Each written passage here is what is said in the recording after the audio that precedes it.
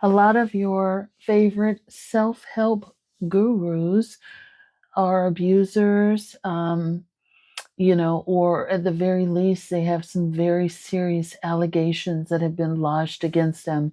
Hi, my name is Dr. Natalie Jones. I'm a licensed therapist.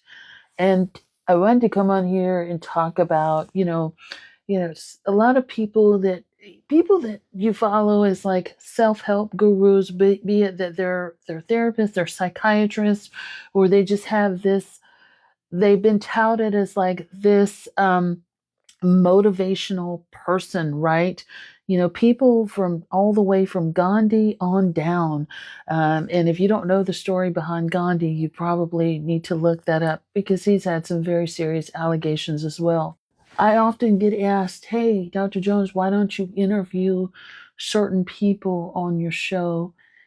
And while I haven't been able to catch all of them, there are quite a few people that I kind of want to stay away from because I know, in the therapy world, some of the things that go on behind the scenes. And I'll tell you, one of the there were a couple of clips late recently that I saw that were pause for concern, right? And of course, as you guys know, I spoke very openly about my concerns from the Oprah podcast, where she had up there children who were talking about no contact with their parents. One of the experts on that show was also talking about how he was no contact with his daughter, and then he went on to write about it, which I found to be very interesting. Um, and I'm not going to say that he's an abuser per se, but again, when you find that parents are not speaking to their children, that is something that always will give me pause for concern, always, regardless of who it is.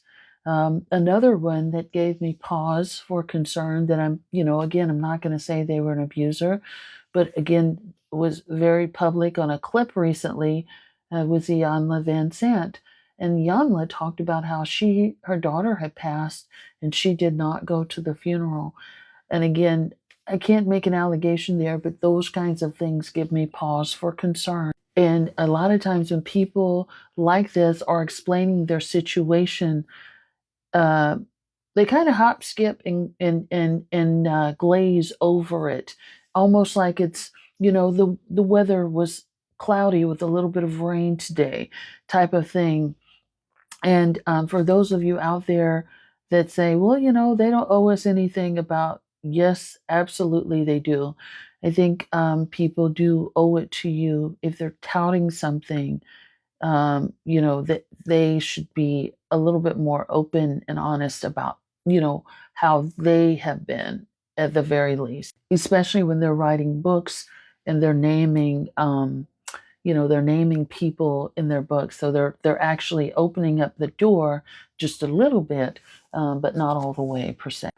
Other people have had very serious allegations lodged against them. I mean, Alice Walker, she wrote a lot of books about abuse, and her child later came out to say, hey, the very people that she writes about is exactly who she is.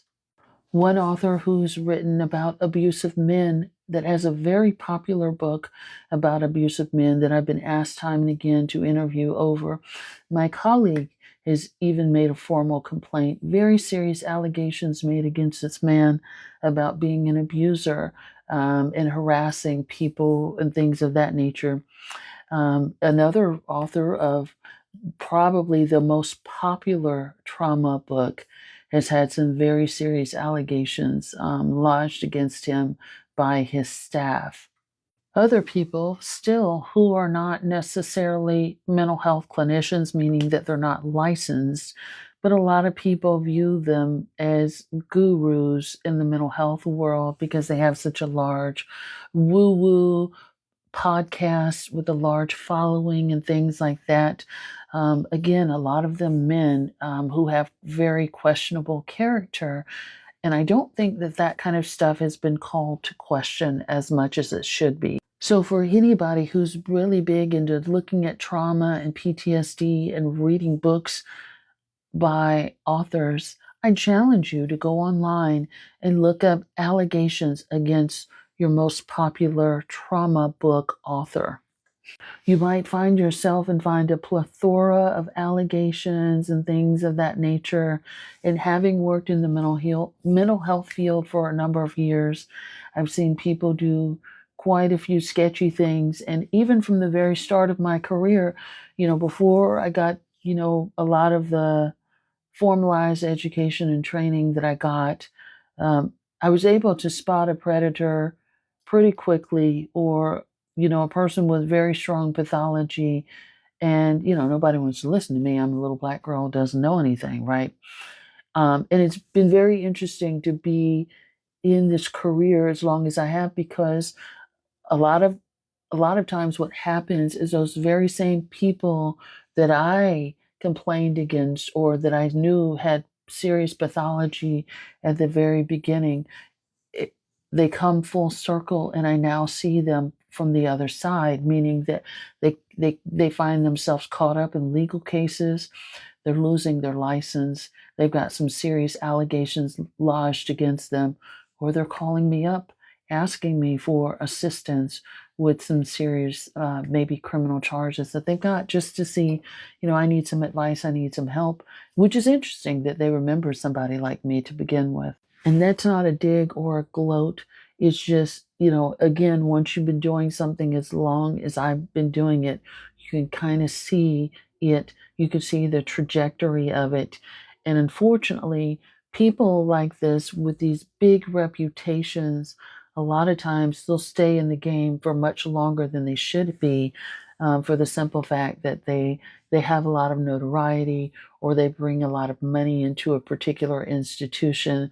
So a lot of times that bad behavior, with that bad behavior, they'll get a pass depending on how much money they're bringing a particular institution or a place where they work. There's also other people, you know, I can, being a writer, a professional writer, and a podcaster for as long as I've been doing it, not as, and as well, as an interviewer, and I've interviewed a lot of people. Some of you will never see the light of day on those interviews, because it becomes pretty apparent to me who's actually writing their work and who actually has a ghostwriter.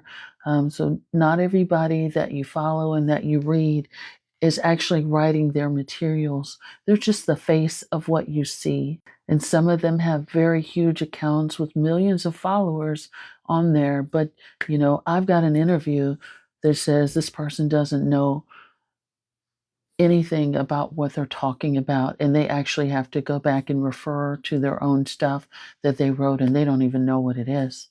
I'm always very careful about what I give my audience to consume and who I allow my audience to consume.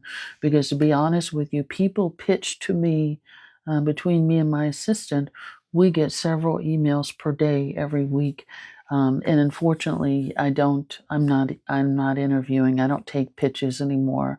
But a lot of people want to come and shoot their shot. But a lot of times when people have done that, we've regretted it, unfortunately.